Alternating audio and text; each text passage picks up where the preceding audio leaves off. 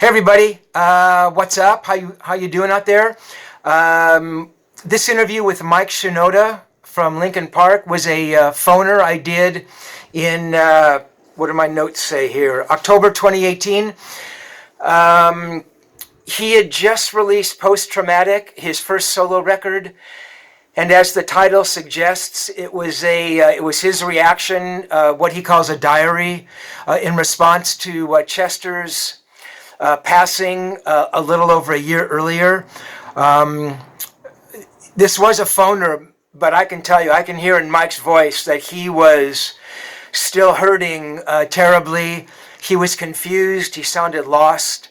And for him, making the record certainly was a cathartic experience. You know, you try to imagine what that must be like, spending just about every day of your life with this other person, and then that person is gone, and it's not the person you're married to, and it's not a relative, but in many respects, it's somebody just as close. So Mike was pretty freaking open about talking about the loss of Chester and how the record, saved him in many ways. He also talked about Zeppelin, one of his favorite bands. Talked about his gear, his studio. Mike was responsible for a lot of that musicality on Linkin Park's records. What else can I tell you? That's about it. Just that he was a very cool guy and really honest about everything. Didn't shirk or kind of shy away from questions about Chester or say, oh, I don't want to talk about that, blah blah blah. So anyway, take a listen. Let me know what you think, and I hope you dig it. Bye.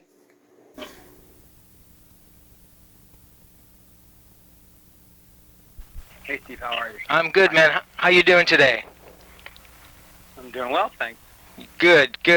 Listen, man, I know you've been answering some of these questions ad infinitum, and I'll try not to ask those exact questions. So the new record, man, I thought was very cool.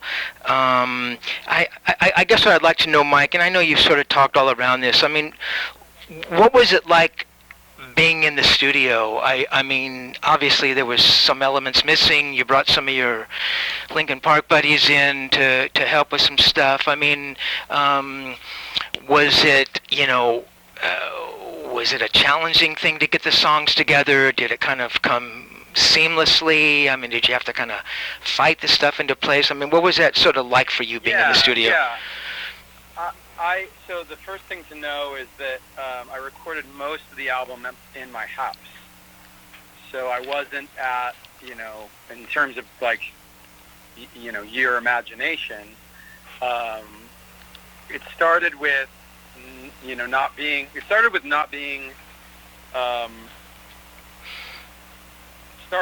being anxious about going into my studio in my house. Mm-hmm. And eventually I realized if I didn't sit down in there and play around and do something, that I'd just be afraid of a room in my house, which is stupid. And I'm sorry. Had all the guys been over there before? Okay, so hang on one second. Let me just get a headset on here. I think that'll be better.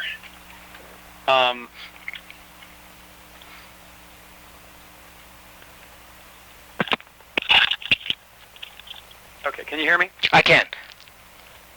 Okay, so we recorded. I usually record demos in my house.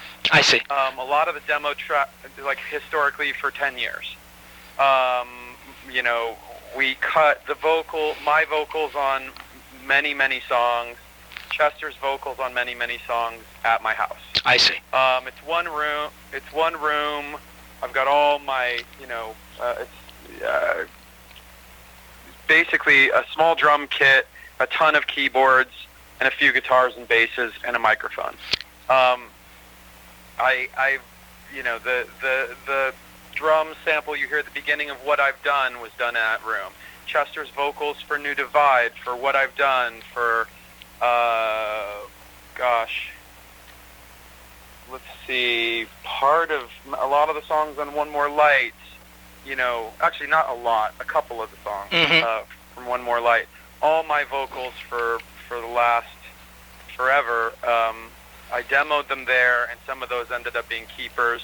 Like, I've done a ton of work with the band in that room. And so, a year and change ago, when I walked in the room, it just felt very, it was a room full of memories. And in the beginning, I didn't want to go in there. At a certain point, I realized that I couldn't avoid this room in my house, and that it'd be silly. It was getting to the point where I needed to just overcome that. So I went in and I just jammed for a little while, a few minutes, and that felt pretty good. And so, a few days later, I came in and did a little more and a little more, and eventually the jams turned into songs, and the songs turned into the album. Interesting. I mean, had things been different with the band, and had everybody still been here, would you have still made a solo record?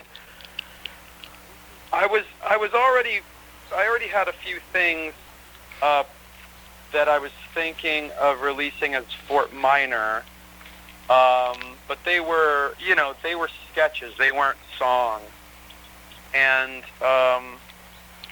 so the stuff from Post Traumatic is I did 90% of it myself, and I did most of that at my house. I did a few things at a couple other studios.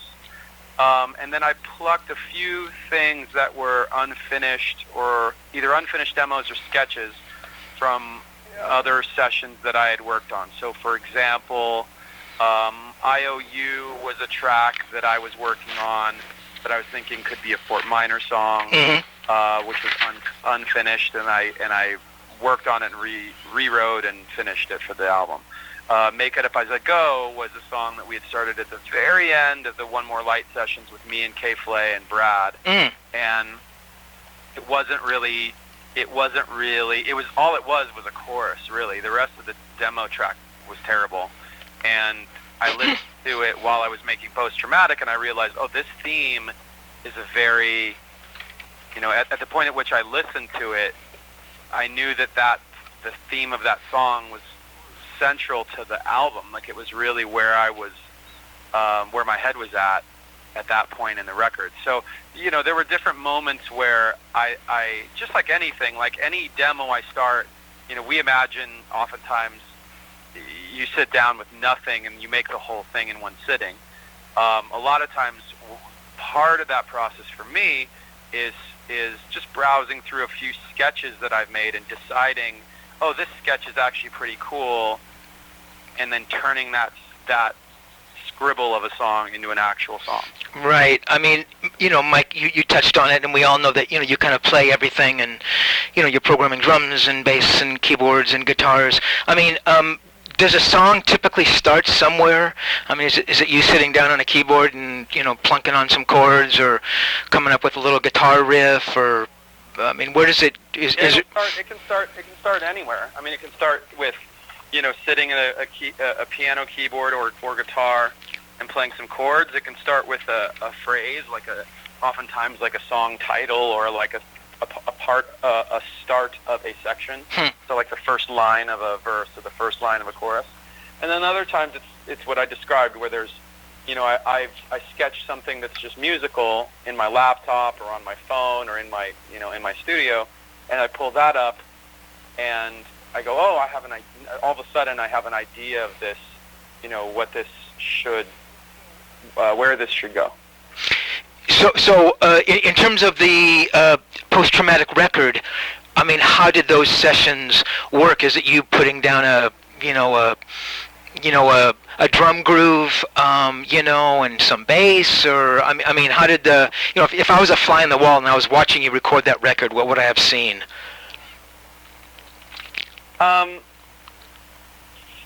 Well, I know that for some people there's a routine to it, that they usually sit down with their favorite instrument and write a thing. Yeah. I don't do that. Like it could be anything. I've had situations where I was plunking around on my kid's toy keyboard and I heard something, and then I pulled out my phone and sampled the keyboard and then took that into the studio and played guitar over it and had words. Like it couldn't be. I find inspiration in a lot of different places, and there's no one way of starting a song for me. So in terms of actually recording it then, I mean, a song could begin with just this sample or whatever, and then the drums will get added, and then a little guitar noodle part will come in, so it's not like laying, the drums, typically, you lay drums down and go for a rhythm section. But for you, it doesn't work that way? Correct. I mean, it could be anything. I see. Anything. And there are songs, let's see, what's a good example of a song that,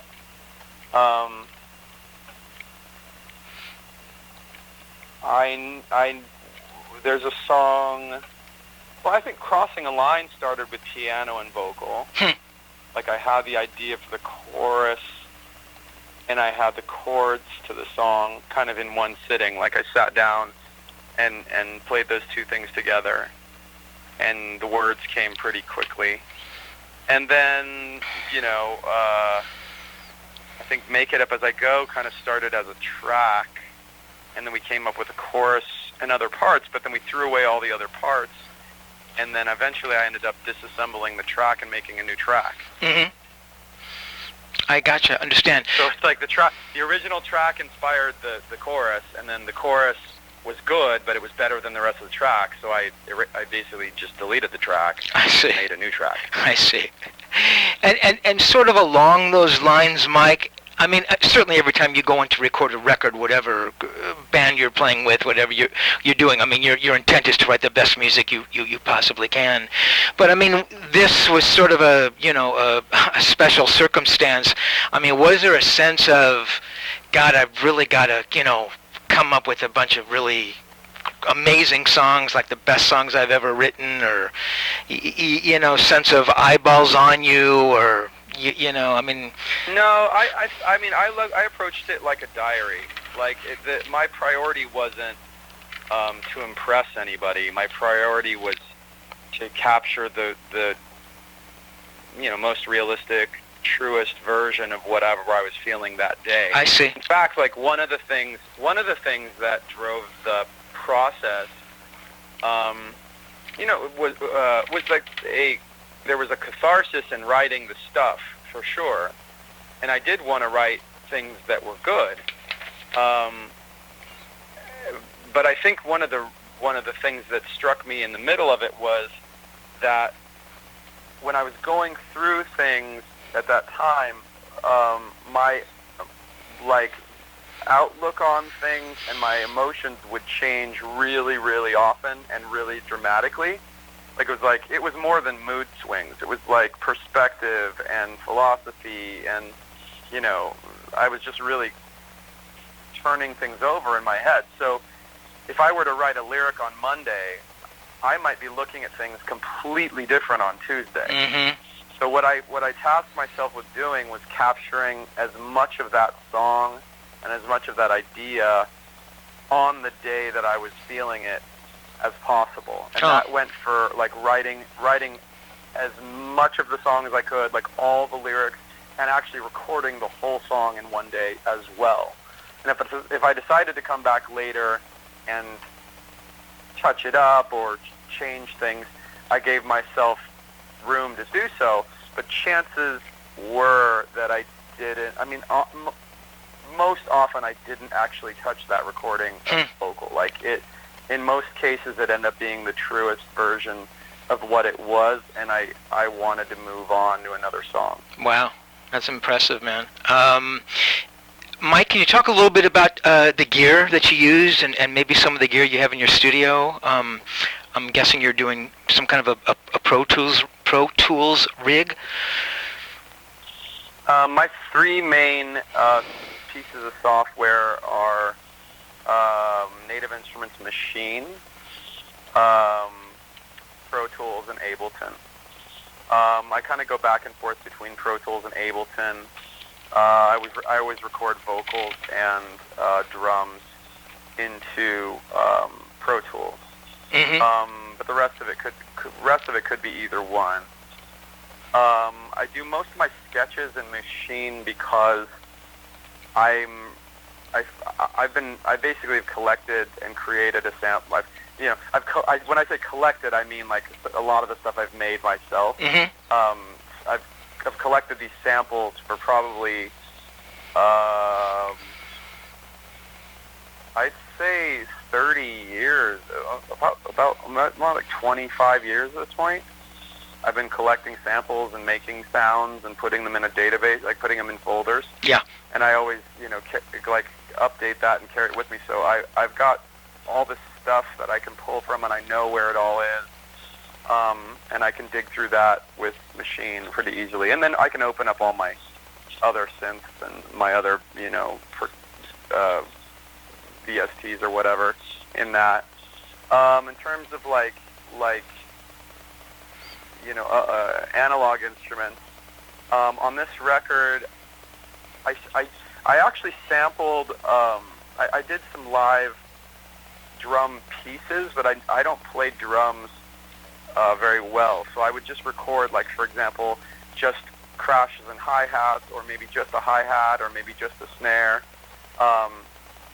or like little, if you hear a tambourine or something that, it's probably a 50-50 that I played it versus like sampling it. Guitars, I tend to use, actually guitars and bass, I tend to use Fender quite a bit. I have a Tele that I like, and I got from like a pawn shop. I don't even know if it's a very good guitar. And then I've got a couple Strats that I really like. And a P bass. Most of the bass, if it's a live bass, it's a P bass. And a U47 for the mic. Through, let's see, what's the chain? It's an 1176. But the pre is not a Neve at my house. We use a Neve in the studio, but I've got another. I forget what the Neve is. I mean, what the preamp is. Yeah. If you want to go that deep. No, absolutely, no. This is very cool stuff. Hey guys, sorry to interrupt. Just wanted to give a 2-minute warning. Oh, okay. Mike, since we don't really have any more time here, the readers from Ultimate Guitar had some questions, so if I could just toss a couple of these at you, and these tend to be pretty... Just to finish. Oh, I'm sorry, yeah, please. I looked it up. It's a Chandler TG2 preamp. Oh, very cool. And actually, one thing I'm sorry, Mike. One thing I actually did want to ask you. I know you're a big Zepp fan. I mean, was Jimmy Page sort of one of your guys, and the way he orchestrated guitars and? Yeah, totally. I went through. I mean, I think you knowing that, you probably know that I was introduced to